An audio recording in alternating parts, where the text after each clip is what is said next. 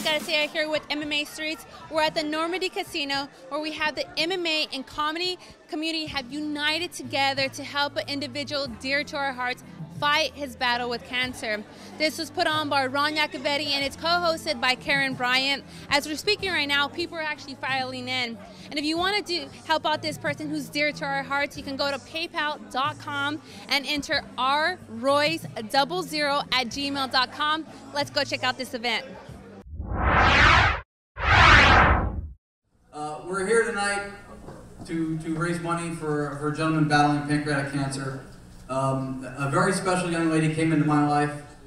She's one of the hardest working. I'm here with Ron Yacovetti, who just put on a charity event, Not Without a Fight. Congratulations, it was a great success. How did all of this come together? It's not a long story, but it's kind of a layered story. The idea came from a very special lady came into my life who's a single mom, very hardworking, very generous and giving, willing to do for whoever if they needed it. And then I found out that her father had pancreatic cancer, and she was looking at, maybe going into what savings she had for her little boy's future and stuff. To, obviously she didn't want to choose between the two. She wanted to take care of her dad. And I just thought, well, I haven't had a really bad life, and I've always wanted to give back. Here's a chance to do something. And I talked to my partners, Gracie and Steven, and they both, with no hesitation, said, what do you need? When can we do it?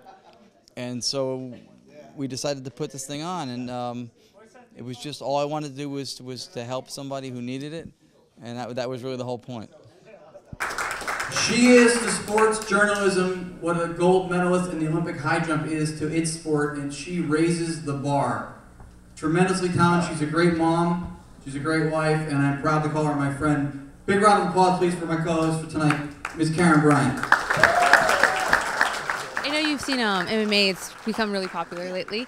And have you seen more of the MMA community getting more involved in such charity events? Yeah, I think they have been for a while. I mean, you see there's certain fighters that have had, family issues that people have rallied around. But last year I also worked on the It Ain't Chemo benefit. They do a charity auction, and that was right before an event. I think it was in February out in Vegas. And we auctioned off MMA fighters and nights out with them. And I think because honor and loyalty and family is such a big part of what MMA fighters do in their lives, that I think they respond well to helping out charitable causes. So I've definitely seen a lot of really big-hearted, efforts from the fighters, and I think it's terrific. What's up, man? How y'all doing? So we're gonna go with the reason I died in the movie is because I'm a comedian. Anybody who watch movies know the real reason I died inside the movie. We in Hollywood, y'all know what the business is. I got about 3 scenes and I'm getting whacked in any horror movie. Hey, how y'all doing? I brought the popcorn and I'm dead, just like that. Backstage was Charles Allen, who just got done performing at the charity event Not Without a Fight. So how did you get involved with this charity event? The guy who produced the show, we actually worked together on other stuff. He's a comedian too. And he told me about it, and I'm always looking to help out on a good cause. When he told me what he was doing, I was like, let me know when you want me to be there, what time, how much time you want me to do. It's not about money, and if I got enough gas in my car, I'll be there. I stopped drinking. I gave up drinking alcohol. Thank you for your half-ass fucking support. I stopped drinking because, thank you, young, beautiful young lady. I didn't quit. I stopped after my last beer. Shit, I had to come on stage and tell jokes. What the fuck? You want me to be drunk? It was pretty great to see the MMA and comedy community get together for such a great cause. Is this the beginning of something where we're going to be seeing more charity events? I would like that. I would like to think that what started tonight to help out the man Dominic Sandayan would be the seed that would be something greater and grow into something else. But we'll see. I think we did a lot of stuff right. I think we did some stuff wrong. And like anything else, this is the first time I've done this, so I value the experience, but I also should learn from it. So I think we can do better. And I definitely got bit by the bug of doing something altruistic for somebody else to help. And so hopefully we can do that. So we'll have to go back to the drawing board and look at what we did and you know, and improve upon it. But yeah, if I could continually be involved with charity stuff to help out, both MMA and comedy communities are both very involved with helping people on their own. So I'm thinking, and hopefully we can do even more with it, bringing those two together, you know, really make an impact if it works right.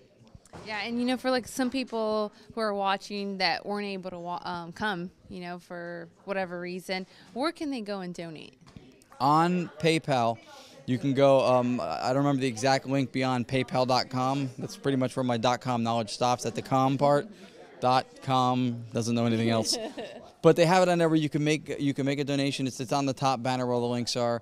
The email for the foundation that we're partnered with, Roger Royce Foundation, it has, the email is rroyce00 So all you have to know is the email address associated with the foundation, and then you can make the donation. Okay. That's all you need is rroyce00 and then they can do that. We're also going to put up on probably on Facebook and maybe Twitter and stuff. We had some items donated to raffle off that we didn't get a chance to even get to tonight, as everything was so busy.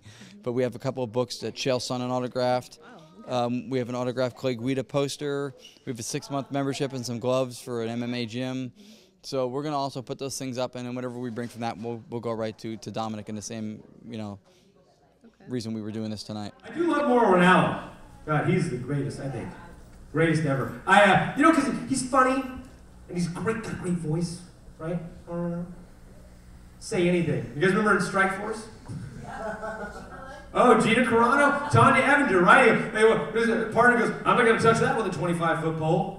And he goes, I'd like to touch that with a 25-centimeter pole. The collective fucking MMA world went, oh my God, Mauro, no! You can't say that! This is a live feed to millions of Americans. Never use the metric system. Now we're all scrambling to do the conversion to figure out exactly how big Mauro's dick is, right? How much it weighs in stone. It's not right. I'm here backstage with Ian Harris, who just got done performing for the charity event Not Without a Fight. You did a great job. And how did you get involved with this? Well, thank you. Well, I've been training fighters for almost 20 years, and I've been doing comedy for almost 20 years.